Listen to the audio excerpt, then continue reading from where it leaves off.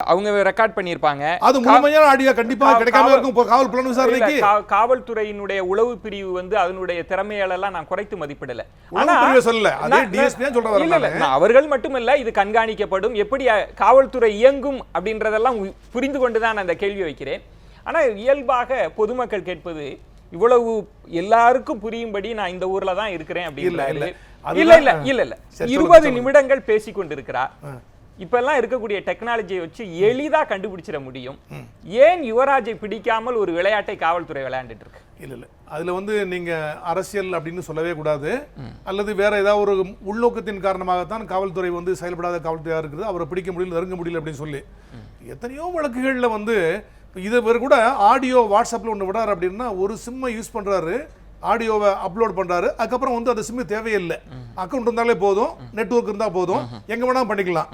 In fact வந்து even US head குவார்ட்டர்ஸ்லேயே WhatsApp head குவார்ட்டர்ஸ்லேயே போய் எந்தெந்த இதுல இருந்தெல்லாம் விடுறாரு, எங்களுக்கு ஐபி அட்ரஸ்லாம் வேணும் அப்படிங்கிறது லொக்கேட் பண்றது எல்லாமே ட்ரை பண்றாங்க.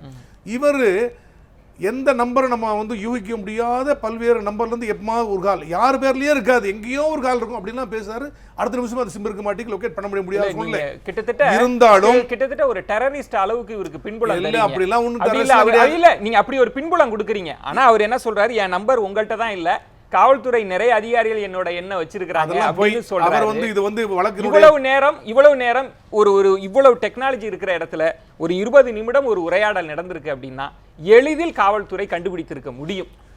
நீங்க சொல்றதுல நீங்க இல்லன்னு சொன்னீங்கன்னா காவல்துறையினுடைய திறமையை நீங்க இல்ல சொல்ல வரலானே. உண்மைதான், பல்வேறு சமயங்களில் வந்து காவல்துறை வந்து பெரிய பெரிய சால்வ் பண்ண முடியாத கேஸ் எல்லாம் நாங்க ஈஸியா சால்வ் பண்ணோம்னா மொபைல் போனை வச்சுதான், மொபைல் போன் டவரை வச்சு, ஐஎம்ஐ நம்பரை வச்சு, சில மொபைல் நம்பரை வச்சு, எந்த டவர்ல இருந்து வர்றாங்க, எங்க இருக்கு அப்படிங்கறதெல்லாம் வச்சு, இந்த நம்பரை யார் யூஸ் பண்றாங்க, எங்கெங்க போயிருக்கு, இந்த நம்பர்ல அதிகமா பேசினவங்க யாரு, அவங்க யார், இவங்களுக்கு வேண்டி கொடுங்க அப்படின்னு பல்வேறு லீடு எங்களுக்கு கிடைக்கும். எங்களுக்கு இந்த வழக்கில் துரதிருஷ்டவசமாக அந்த மாதிரி லீடு கிடைக்காத அளவுக்கு இப்போ கொஞ்சம் கிளவரா பண்றான்னு பண்ணிட்டு இருக்காரு. பட் கூடிய விரைவில் நல்ல கண்டிப்பாக காவல்துறை நல்ல முறையில் பண்ணிட்டு இருக்காங்க. இவர் என்னமோ இவர் பெரிய ஒரு நம்மளை கண்டிக்க முடியாத மாதிரி இவர் சேலஞ்ச் பண்றாரு. அந்த மாதிரி சேலஞ்ச் பண்ற அளவுக்கு பெரிய பில்டர் கிடையாது. ஆக்சுவலி சேலஞ்ச் பண்ணல, ரொம்ப எளிதா கொடுக்கறாரு உங்களுக்கு. நீங்க ஏன் எடுக்கலன்றதை நான் அடுத்த கட்டத்துக்கு நான் நகர்த்துகிறேன். நீங்க சொல்லுங்க திரு புகழேந்தி. நான் ரொம்ப எளிதாதான் முதல் கட்ட வாதமாக இந்த உரையாடல் என்பது இதற்கு முன்பு இருந்த இந்த வழக்கினுடைய யூகங்கள் இருக்குல்ல, அதை கட்டுடைக்கிறது. யுவராஜே வந்து சொல்றாரு, இவங்களுக்கு நற்சான்றிதழ் அளிக்கிறாரு, ரொம்ப நல்லவங்கன்னு சொல்றாரு, நான் வந்து இரங்கல் அறிக்கை வெளியிட்டேன்லாம் சொல்லக்கூடிய இடத்துக்கெல்லாம் நம்ம அடுத்தடுத்த கட்டங்களுக்கு வரலாம். ஆனால் ரொம்ப இயல்பாக கேட்கறது, இவ்வளோ தூரம் பேசிட்டு இருந்தவரை கண்டுபிடிக்க முடியாத சூழலில் இருக்கிறதா, அல்லது காவல்துறை அவரை கண்காணிச்சுட்டு வேற ஒரு நோக்கத்துக்காக இருக்குன்னு நினைக்கிறீங்களா? இல்லை, அது பேசுனதுலேருந்து பார்க்கும்போது கண்டிப்பாக வந்து காவல்துறை அவரை வந்து கண்காணித்து கொண்டு தான் இருக்குது. ஆனால் அவரை வந்து ஏதோ ஒரு சக்தி அவரை வந்து பாதுகாத்து கொண்டு இருக்கக்கூடிய வாய்ப்பு இதில் அதிகமாக இருக்கிறது மாதிரி தான் தெரியுது. ஏன்னா ஏதோ ஒரு சக்தி என்றால் அது அரசியல் சக்தியாக இருக்கும், அரசியல் அல்லது காவல்துறை உயர் அதிகாரிகள் கூட. ஏன்னா அவர் வந்து ஒரு ஐஜி மேலே அடிக்கடி குற்றம் சொல்கிறாரு. அந்த ஐஜி அதை சொல்கிற குற்றச்சாட்டுக்கான தேவையில்லை, ஐஜி வந்து அந்த அவரை குற்றம் சொல்லணும்னு தேவையில்லை. அவங்க அந்த ஐஜிக்கு வேண்டப்படாத ஒரு காவல்துறை. ஏன்னா காவல்துறையிலையும் கூட பல்வேறு குரூப்புகள் உண்டு, சில அதிகாரியை போட்டு கொடுக்கறது உண்டு. அது மாதிரி ஏதாவது ஒரு காரணம் கூட இதுல இருக்க வாய்ப்பு இருக்கும். இந்த வழக்கு தன்மையிலே கேட்கிறேன், ஒரு விஷ்ணு பிரியா அந்த தற்கொலையை மையமாக வைத்து தான் அவர் ஒன்று பேசுகிறார். அதுலதான் அந்த உரையாடல்ல நிறைய நுட்பமான பகுதிகள்லாம் இருக்கு. ஐயா சொன்னது மாதிரி அதுல எடிட் செய்யப்பட்டிருக்கலாம், ஆனாலும் கிடைத்த தகவல்களை வைத்து நான் பேசுகிற போது இதுல வந்து காவல்துறையினர் அவர் ரொம்ப எளிதாக தான் இங்க வந்துட்டுலாம் இருக்கிறாரு, பேசுகிறார், தைரியமா சொல்றார். ஆனா அந்த இடமாக இல்லாமல் கூட இருக்கலாம். ஆனால் 20 நிமிட உரையாடல்ல ஏன் கண்டுபிடிக்க முடியாது? நினைச்ச கட்டாயம் கண்டுபிடிச்சிருக்கலாம்ன்றதுதான் பொதுமக்கள் தரப்புல இருந்து கேட்கிறாங்க. இல்ல, கண்டிப்பா இந்த இன்னைக்கு உள்ள சைபர் கிரைம் இதுல எல்லாம் டெக்னாலஜில கண்டிப்பா கண்டுபிடிச்சிருக்க முடியும். ஆனா என்னையை பொறுத்த அளவுல இந்த விஷ்ணு பிரியாவினுடைய மரணத்தில் இருந்து அந்த இவருடைய இந்த கொலை வழக்கை திசை திருப்புவதற்கு இந்த இதை பயன்படுத்துறார்ன்றதான் என்னுடைய ஒரு ஐயம்.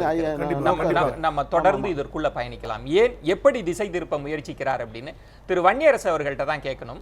திரு வன்னியரசு, நீங்க ஒரு குற்றச்சாட்டை வைத்தீங்க, என்ன வச்சீங்க அப்படின்னா, இந்த ஆடியோ வெளியிடுவதற்கு முன்பு வைத்த குற்றச்சாட்டு என்பது யுவராஜ் அவர்களுக்கு காவல்துறை உதவி புரிகிறது, அதுதான் நீங்க வச்ச குற்றச்சாட்டினுடைய முதன்மையானது. ஆனால் அவர் வைப்பது வந்து எனக்கு காவல்துறையெல்லாம் ஒன்றும் உதவியெல்லாம் செய்யலைன்னு அவர் காவல்துறையின் மீது ஒரு குற்றச்சாட்டை முன்வைக்கிறார். இதுல ஒரு புதிய ட்விஸ்ட் ஏற்பட்ட மாதிரி இருக்கு. நீங்க எப்படி பார்க்கறீங்க வன்னியரசு? இல்லை, முதல்ல இந்த ஆடியோ கேட்கும் பொழுது யுவராஜ் வந்து ஒரு மனநோயாளி மாதிரி தான் இதில் நான் பார்க்குறேன். நான் ரெண்டு விஷயம் இதில் நான் சொல்கிறேன். நான் ஏன் இதை நான் சொல்கிறேன்னா, நீங்கள் சொல்கிறத பார்த்தா வந்து நம்ம வழக்கறிஞர் புகழேந்தி சொன்னது போல் காவல்துறையில் வந்து எப்போயுமே இரு கோஷ்டிகள் இருக்கும். ஒரு கோஷ்டி வந்து பிடிக்க முயற்சி பண்ணும், இன்னொரு கோஷ்டி அதை வந்து எதிராக கொண்டு போவாங்க. அந்த வகையில் நம்ம பார்க்கும் பொழுது இவருக்கு வந்து மிக உயர்ந்த அதிகாரிகள், உயர் அதிகாரிகள் எல்லோரும் வந்து இதை வந்து அவருக்கு வந்து சப்போர்ட் பண்ணி இவரை தப்பிக்க வைக்கிறதுக்கு இதுக்கான வேலைகள் நிறைய செஞ்சிட்டு இருக்கிறாங்க அப்படிங்கிறத இதில் இருக்குது. இதில் என்ன, நாங்கள் எஸ்பி செந்தில்குமார் மீது நாங்கள் குற்றம் சுமத்தி இருக்கிறோம். உயர் அதிகாரிகள் இவருக்கு வந்து பக்கபலமாக இருக்காங்க. ஒரு முக்கியமான அரசியல் கட்சிகள், இந்த ஆளும் கட்சியாக இருக்கிற அதிமுகவிலிருந்து பின்னணியில் இருக்க அமைச்சர்கள் பின்னணியில் குற்றம் சுமத்தி இருக்கோம். இல்ல திரு வன்னியரசு, அது உங்களுடைய குற்றச்சாட்டு அது. ஆனா அவர் சொல்லக்கூடிய ஒரு வாதம் என்பது வந்து, நீங்க விஷ்ணுபிரியாவை தலித் என்றெல்லாம் நீங்க ஏன் சுருக்குறீங்க? அவர் எல்லாத்துக்கும் உரியவர், நானே ரொம்ப வருத்தப்படுகிறேன், அவர் ரொம்ப நேர்மையான அதிகாரி அப்படின்ற இடத்துல அந்த உரையாடல் தன்மையை பார்க்கிற போது ரெண்டு பேரும் ரொம்ப நல்லா உரையாடிட்டு இருக்கிறாங்க. அவங்க வந்து நீங்க சரண்டர் ஆயிடுங்க அப்படின்னு சொல்றப்ப அவர் வந்து உங்க மேல எனக்கு எந்த வருத்தமும் கிடையாதுன்னா நற்சான்றிதழ்லாம் கொடுக்கிறார். நீங்க அதை தலித் அப்படின்னு சொல்லி இன்னொரு அரசியலுக்கு நகர்த்துறீங்களா? அவர் சொல்வது நீங்க தலித்லாம் சொல்லாதீங்கன்றார். அதாவது இதுல வந்து திசை திருப்புறது இல்ல, அதுதான் என்னன்னா பாருங்க, ஜூன் 23ஆம் தேதி கோகுல்ராஜ் வந்து காணாமல் போயிருக்கிறாரு. 24ஆம் தேதி படுகொலை செய்யப்பட்டதாக வந்து, இது கொலை செய்யப்பட்டதாகவோ இல்லை தற்கொலை செய்யப்பட்டதாகவோ காவல்துறை அறிவிக்குது. நாங்கள் விடுதலை சிறுத்தைகள் தொடர்ச்சியாக ஒரு வார காலம் போராட்டத்திற்கு பிறகு அது கொலையாக உறுதி செய்யப்பட்டிருக்கிறது. இதில் என்ன நாங்கள் என்ன சொல்றோம்னா, கோகுல்ராஜ் படுகொலை செய்யப்பட்டதற்கு பிறகு ஒரு ஆடியோவை, அதாவது ஒரு வீடியோவை இதே யுவராஜ் தான் வெளியிடுகிறான். அந்த வீடியோ தான் தற்கொலை செய்யப்படுவதாக போலவே அதை வந்து அவனே பேசுவதை போல இது வெளியிடுகிறான். இன்றைக்கு நான் கேட்க விரும்புவது என்னன்னா, நீங்க சொல்வது போல யுவராஜ் ரொம்ப நாங்களாம் தலித்து அப்படிங்கிறத வந்து சொல்றதாக சொல்லக்கூடாதுங்கிறத நான் என்ன சொல்றேன்னா, கோகுல்ராஜ் அந்த படுகொலையில் விசாரித்த ஒரு அதிகாரி, ஒரு பெண், ஒரு காவல்துறையில் இருக்கும் பொழுது பெண்ணுக்கு மிக மோசமான ஒரு டிப்ரெஸ்ட், அதாவது ஒடுக்குமுறை இருக்கும். அதுவும் குறிப்பாக தலித்து, அதாவது ஒரு பெண்ணுங்கிற போது ஒரு ஒடுக்குமுறை இருக்கும், கூடுதலாக தலித் என்ற போது அதை விட கூடுதலான ஒடுக்குமுறை இருக்கும். இந்த இரண்டு அடிப்படையில் நீங்க பார்க்கணும். இன்னைக்கு வந்து இன்னைக்கு இருக்கிற நம்ம காவல்துறை அதிகாரியா இருக்கிற சித்தரன் அவர்கள் கடந்த வாரம் ஒரு விவாதத்தில் சொன்னார், யுவராஜ் பிடித்து விட்டோம் என்று வெளிப்படையாக அறிவித்தார். ஆனால் இன்றைக்கு விரைவில் 2-3 நாட்கள் நாங்கள் பிடித்து விடுவோம் என்று கூசாமல் பொய் சொல்கிறார்கள். இல்ல பொய் இல்ல திரு வன்னியரசு, காவல்துறையினுடைய செயல்பாடுகள்ல இப்ப நீங்க ஒரு அரசியல்வாதியா இருக்கிறீங்க, மக்களிடம் சொல்கிற போது கட்டாயம் நல்லது நடக்கும், நாங்க நிச்சயம் நல்லது செய்வீங்க அப்படின்னு சொல்றது மாதிரி தான் ஒரு துறை சார்ந்து அவர் அப்படிதான் நம்பிக்கையை சொல்ல முடியும். காவல்துறை உலகம் எங்கும் அப்படித்தானே இயங்கி கொண்டிருக்கிறது. அவங்க சொல்ற நேரத்துல எல்லாம் பிடிச்சு கொண்டு வந்ததா ஏதாவது சரித்திர குறிப்புகள் இருக்கா? ஒரு காவல்துறை அப்படித்தானே இயங்கும்.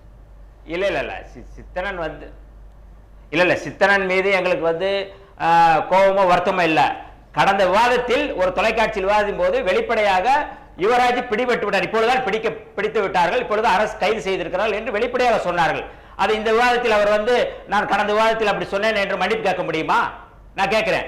அப்ப இது வந்து ஒரு காவல்துறைக்கு மிக சவால் விடக்கூடிய ஒரு செய்தியை அவர் சொல்லிக்கொண்டே இருக்கிறார்கள். ரொம்ப முக்கியமா இல்ல திரு வன்னியரசு, தொடர்ந்து நம்ம பேசலாம். ரொம்ப முக்கியமாக யுவராஜ் வைத்திருக்கக்கூடிய குற்றச்சாட்டு, இரண்டு தரப்புகளுமே வைத்திருக்கக்கூடிய குற்றச்சாட்டு என்பது காவல்துறையின் மீது தான் கை நீட்டுகிறது. யுவராஜ் விஷ்ணுபிரியா அவர்களோடு பேசிய போது அவர் வைத்திருக்கக்கூடிய கேள்வி என்பது, நாளையே நான் சரணடைவதற்கு தயாராக இருக்கிறேன், ஆனால் எல்லாம் சட்டப்படி நடக்குமா அப்படின்ற ஒரு கேள்வியை எழுப்புகிற போது விஷ்ணுபிரியா அவர்களே மௌனம் தான் காட்கிறார். அந்த இடத்துல அவரால் எதுவுமே சொல்ல முடியல. அதை யுவராஜ் அவர்கள் இறுதி பகுதியில் கேட்கிறார், நான் கேட்டேன், அவங்க எதுவுமே சொல்லலை, இதுதான் இதற்காகத்தான் நான் சரண அடையலை அப்படின்ற ஒரு குற்றச்சாட்டை முன்வைத்திருக்கிறார். சித்தனன் அவர்களிடம்தான் இதற்கான பதிலை தேட வேண்டும். ஒரு சிறிய விளம்பர இடைவேளைக்கு பிறகு பேசலாம். இணைந்திருங்கள்.